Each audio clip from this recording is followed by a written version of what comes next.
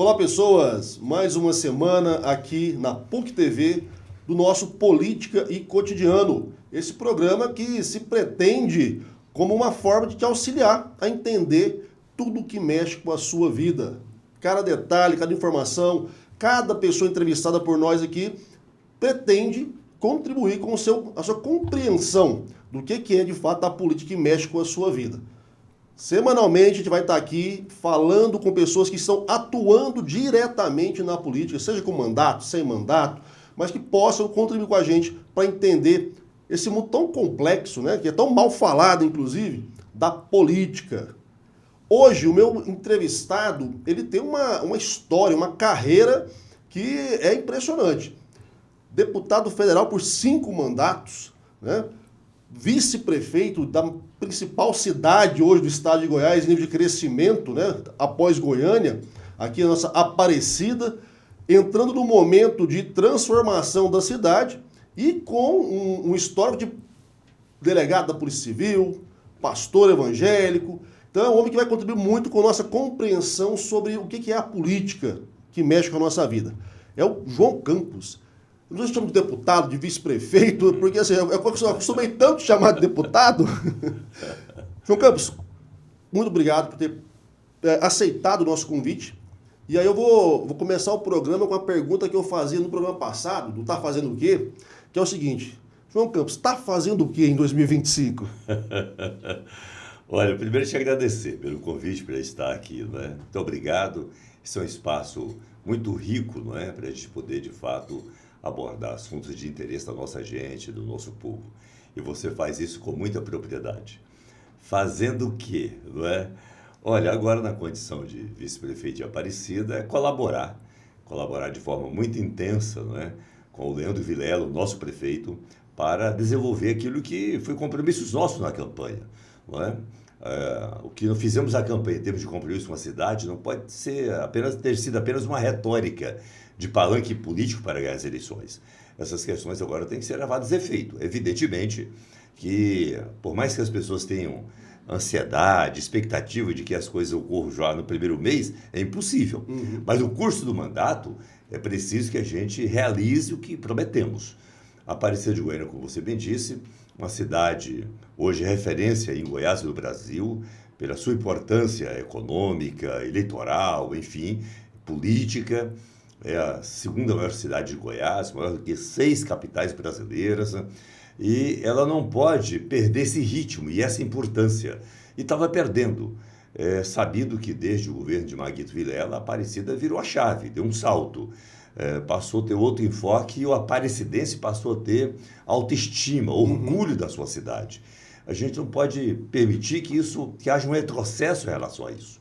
E a nossa proposta, liderada por Leandro Vilela, é exatamente a gente retomar o desenvolvimento de Aparecida, a qualidade de vida da nossa gente, a qualidade do atendimento na saúde, na educação, a infraestrutura da cidade que avançou muito, mas nós ainda temos aí, quem sabe, mais ou menos 20% de ausência de investimento na cidade. Falta cobrir as ruas, 20% mais ou menos de pavimentação, falta concluir universalizar água tratada, o sistema de esgoto da cidade. Falta pouco, mas falta. E a gente precisa avançar nessa área. Claro que nessa área aí a responsabilidade não é direta do município, é do governo do estado, através da Saneago, mas o diálogo que temos com o governador Ronaldo Caiado é muito bom, um diálogo muito bom.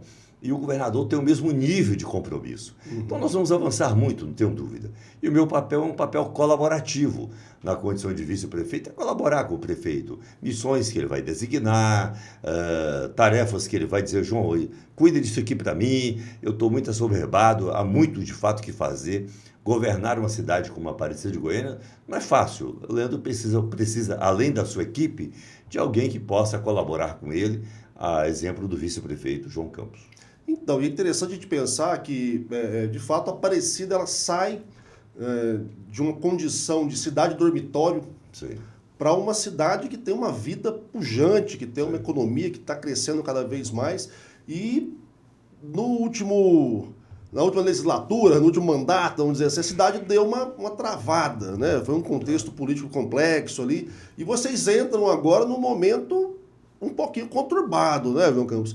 Como é que está sendo assumir essa prefeitura? Como é que está sendo estar ao lado do Leandro para tentar revigorar esse movimento de aceleração que a Aparecida já estava tendo, né? Isso é fato.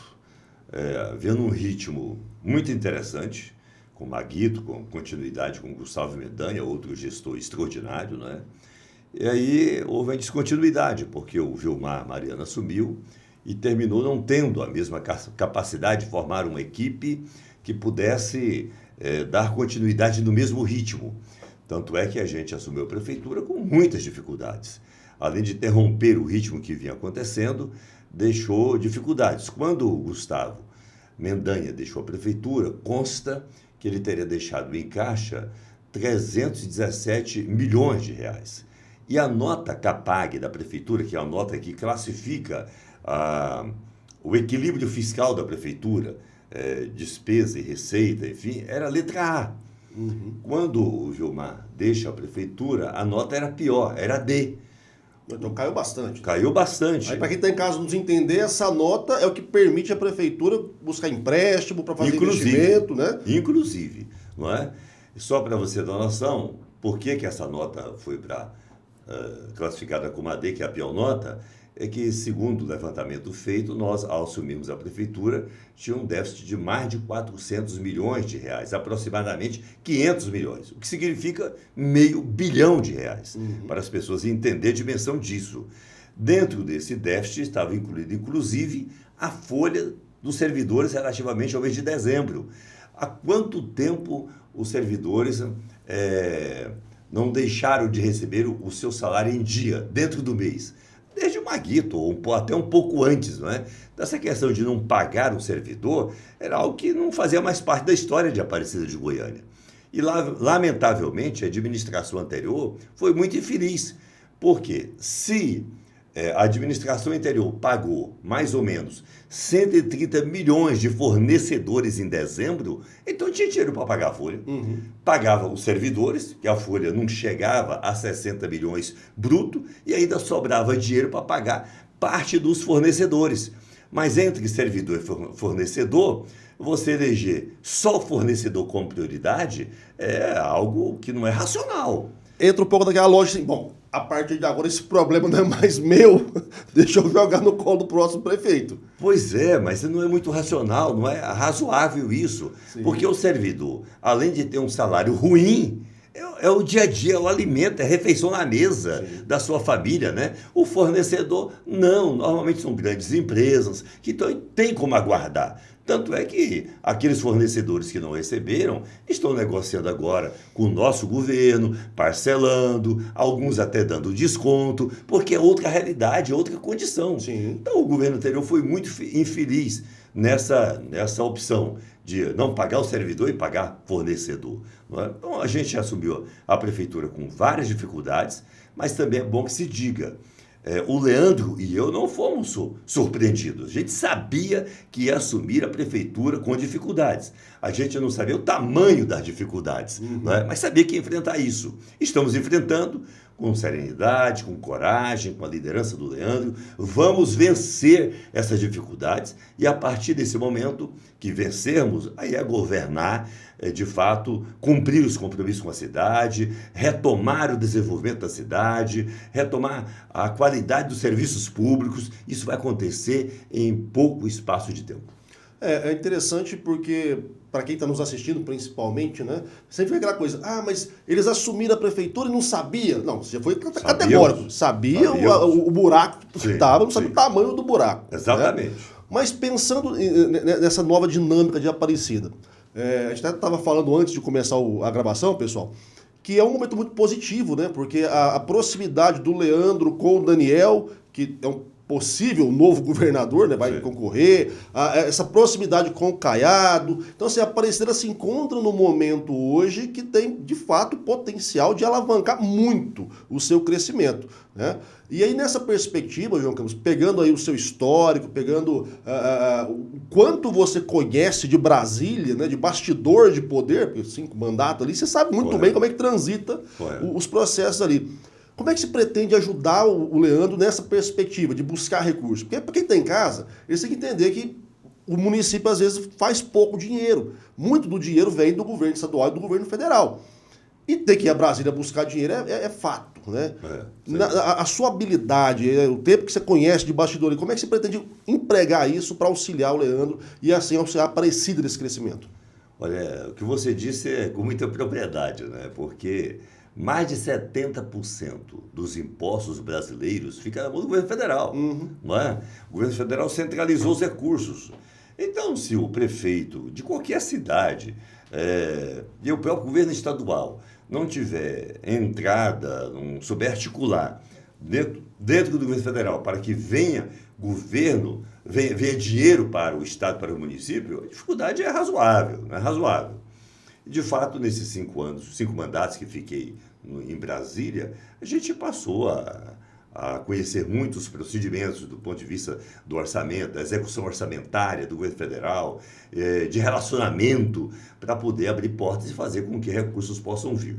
Então, e é exatamente o que eu vou fazer, estar conversando com o relator do orçamento, com o relator da lei de diretriz orçamentária, porque não adianta também você não participar nessa fase e só na fase de execução. Porque, de repente, você vai buscar um recurso que nem sequer está previsto no orçamento. Não é? Então, as abordagens já têm que começar nessa fase. Não é? E aí, depois disso, evidentemente, que me valendo do relacionamento com líderes partidários, com ministros do governo. O governo é um governo do PT, mas que foi composto por mais diversas forças políticas. Quem não tem ministério hoje no governo do Lula é o PL, é o Novo, os outros partidos quase todos têm. Sim. O próprio União Brasil, que tem hoje um governador que é pré-candidato à presidência da República, que é o governador Ronaldo Caiado, portanto, um governador que, como pré-candidato e não como governador, é oposição ao Lula, e que seu partido tem ministro dentro do governo. Não é? O Republicano, que é um partido que eu fiz parte até recentemente, agora tem o presidente da Câmara e tem ministério. Então eu tenho todo o relacionamento dentro do governo e eu vou usar esse relacionamento em favor da nossa cidade, evidentemente. Mas sem prejuízo disso, o Leandro também foi muito feliz, porque nós temos uma secretaria, chamada Secretaria de Assuntos Institucionais, que tem esse papel de captação de recursos, etc. E o Leandro Vilela convidou para ser titular dessa pasta a Milene Baldi, portanto, irmã do ex-deputado federal, do ex-ministro Alexandre Baldi, que tem também um relacionamento extraordinário em Brasília, com todas as forças políticas. Isso vai ajudar muito também, não tenho dúvida. Uma coisa que a gente fala muito aqui no programa, João Campos, é que poder não briga com poder. Quem está com a caneta na mão, quem está no mandato, quem está exercendo a função de gestor, não pode ficar de picuinha com quem pode ajudar quando ele precisa. Claro. Nós vamos fazer uma pausa rapidinho aqui na PUC TV, tá? E eu volto daqui a pouquinho com o João Campos para saber um pouquinho agora das perspectivas de futuro. 2026, pessoal, já começou. A gente já volta.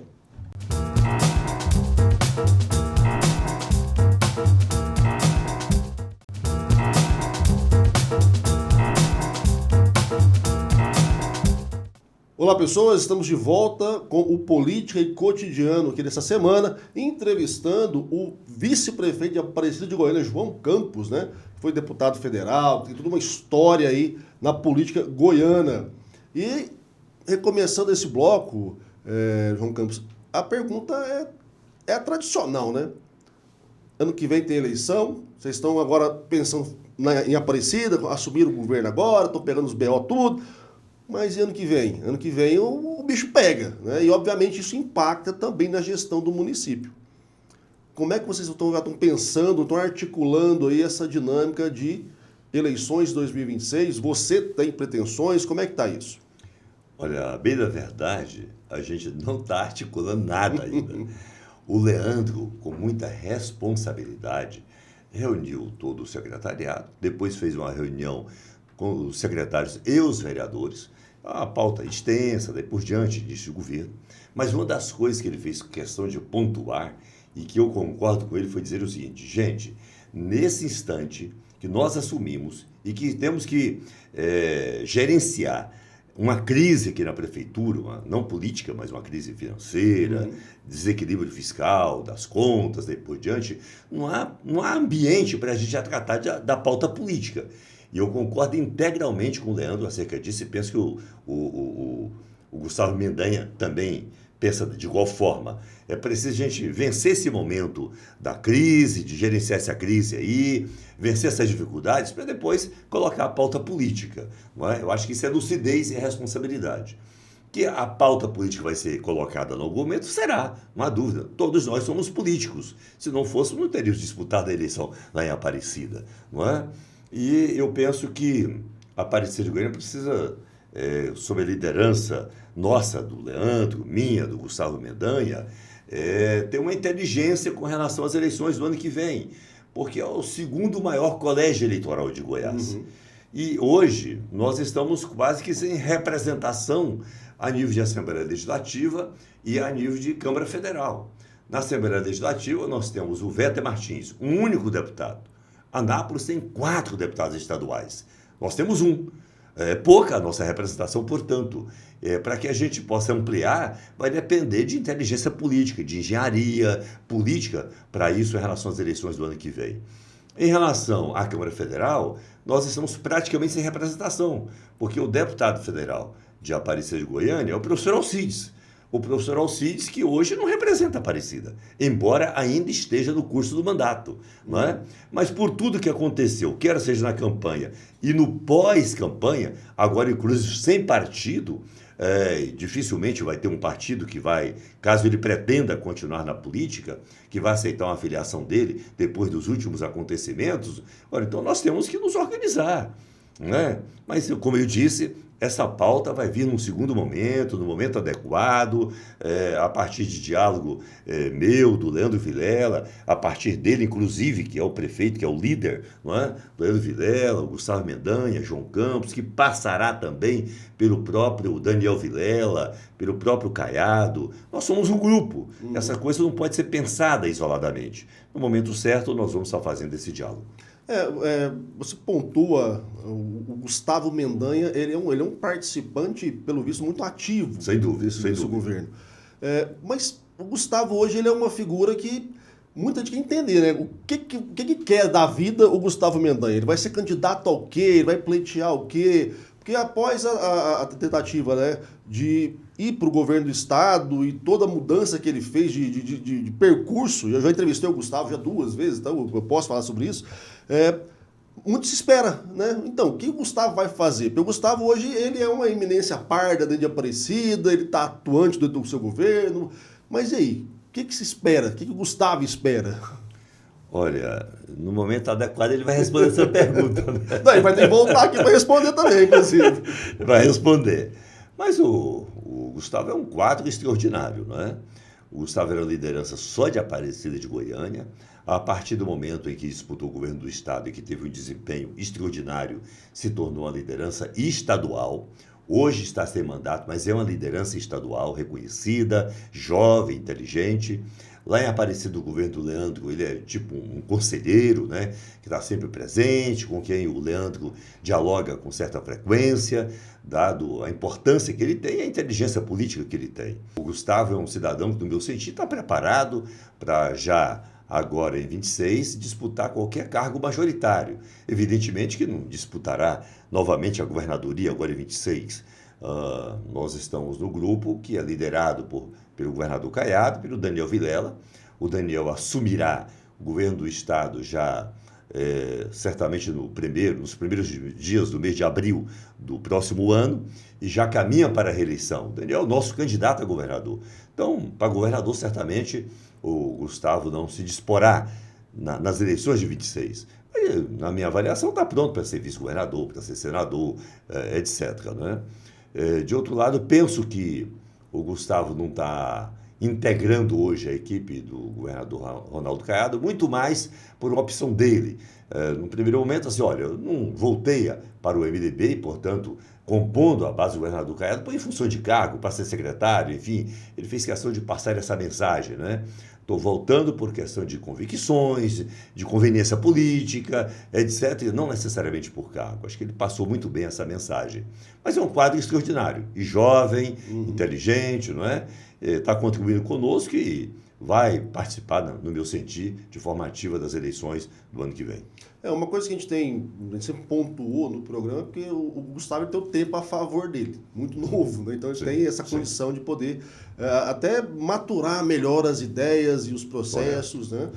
Muita gente achou que foi um pouco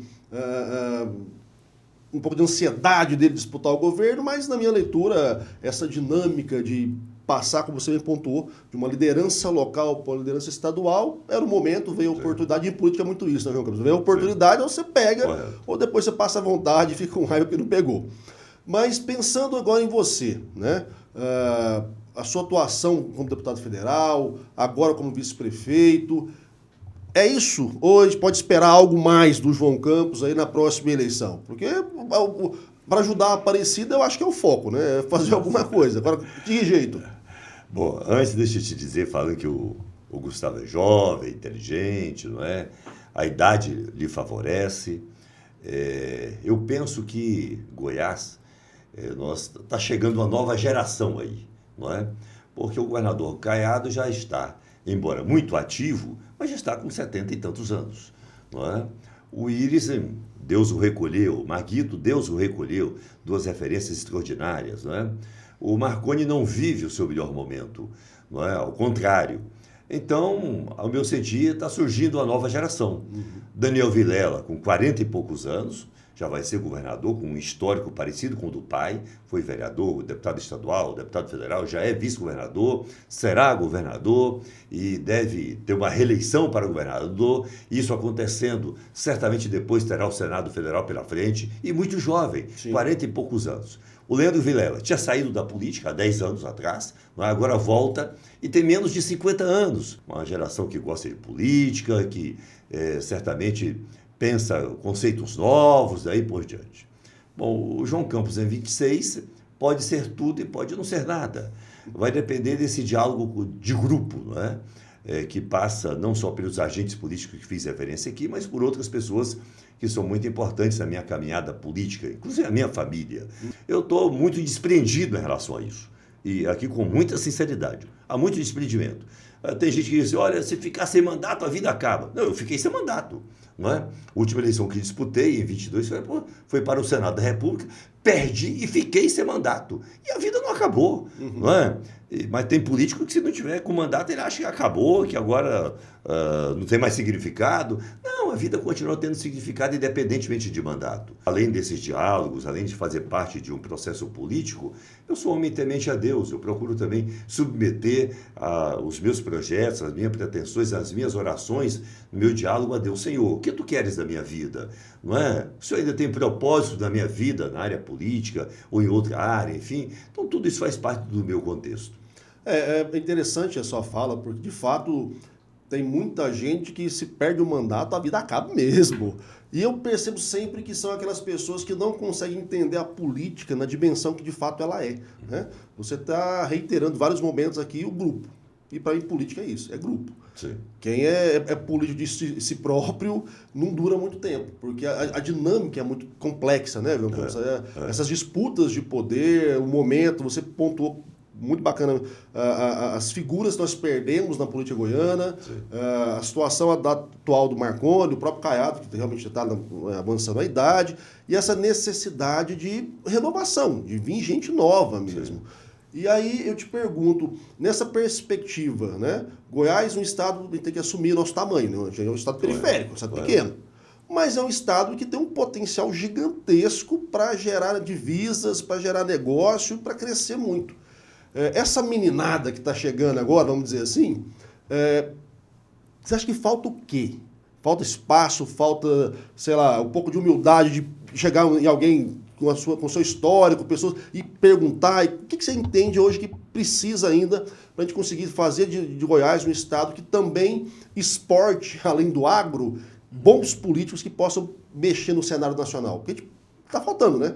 Falta isso ainda. Bom, no que se refere, vamos dizer assim, a política mais doméstica aqui, não é? Que é o estado de Goiás, esse processo de renovação está acontecendo com muita naturalidade. E com pessoas que já são do meio político, jovens, mas que já fazem política. O Gustavo, aos seus 20 anos, sei lá, já era vereador, não é? melhor, aos seus 20 e tantos anos. O Leandro tem um histórico também de vereador, deputado federal, etc. O Daniel, então, bacana. Então, uma pessoa que já vinha fazendo política, tem uma formação, não é? O processo está acontecendo com muita naturalidade. Isso vai fazer com que a gente não tenha um vazio de lideranças políticas. Eu tenho certeza que outras lideranças estão surgindo também. Até porque essas que eu fiz referência estão num único espectro político. Certamente do lado de oposição vai surgir alguém também. E isso não inibe que, de um momento para o outro, possa acontecer algo que acontece na política, não de forma rotineira, mas que acontece. De repente, aproxima-se das eleições, surge uma liderança nova que não era do contexto político, daí por diante o povo abraça ela se fortalece, não é? Sem prejuízo disso. Eu não vejo isso já com vistas ao ano que vem, mas nada impede que ocorra. Agora, Goiás já teve momentos mais interessantes no âmbito nacional, não é? De políticos de expressão nacional, políticos ocupando ministérios, políticos ocupando cargos de relevância no Senado, na Câmara, e nós estamos carentes disso nesse momento, não é? Estamos carentes. Nós, nesse instante, não temos um goiano aí ocupando cargo de fato de relevância na República, um ministro de Estado com relevância. Não temos, e já tivemos, não é? E não foi só um, tivemos mais de um, não é? No Senado, nós já tivemos senadores com expressão. O Marconi chegou à vice-presidência do Senado, quase à presidência, no momento de auge da política do Marconi, e aquilo foi muito importante para Goiás. Eu lembro que na Câmara Federal houve um momento que nós tínhamos 3 deputados federais como líder de bancada. E o parlamento funciona a partir das lideranças de partido. Então, teve um momento que nós tínhamos o Sandro Mabel, na condição de deputado federal como líder de bancada, o Jovair, nós tínhamos 3 líderes, então fugiu agora o nome de um outro líder aqui, mas tinha um momento que nós tínhamos 3 líderes de bancada na Câmara Federal. Isso representa muito para o Estado. Por mais que o líder de uma bancada, ele representa lá dentro da Câmara o partido dele, a bancada dele, e aí isso é uma coisa nacional, mas para o Estado tem significado, representa muito mais força para o Estado. E nesse instante nós também estamos a dever nessa área, não é? Quem sabe a próxima composição da bancada goiana no Senado e na Câmara possa nos possibilitar isso, né? A gente ter personagens que têm esse tipo de força, que ocupam esse tipo de espaço, e essa ocupação de espaço também possibilita com que Goiás possa ter de novo um ministro de Estado, enfim. Né? Eu vejo que a gente precisa crescer, esse pessoal que está chegando agora tem que chegar com vontade e com... Eu gosto de frisar muito esse ponto, com competência para enxergar que política se faz com pessoas, com gente, com diálogo. Sem muito extremismo, sem muita briga, porque isso não resolve nada para ninguém. E veja você, essa questão não tem muito a ver com o tamanho do Estado. O Goiás é um Estado que tem pouca relevância no cenário nacional do ponto de vista eleitoral, político. E isso é muito relativo. Você tem agora um presidente da Câmara que é da Paraíba, não é? O presidente anterior era de Alagoas, não era da Bahia, não era de Minas Gerais, não era de São Paulo, não é? Você tem um presidente do Senado que já foi presidente, que é do Amapá, não é? O Renan Calheiros foi presidente do Senado, era de Alagoas. Então não tem muito a ver com o tamanho, a importância política eleitoral do Estado. Tem muito mais a ver com a capacidade de articulação. Eu cheguei a ser cotado para ser presidente da Câmara, não é? Em 2019.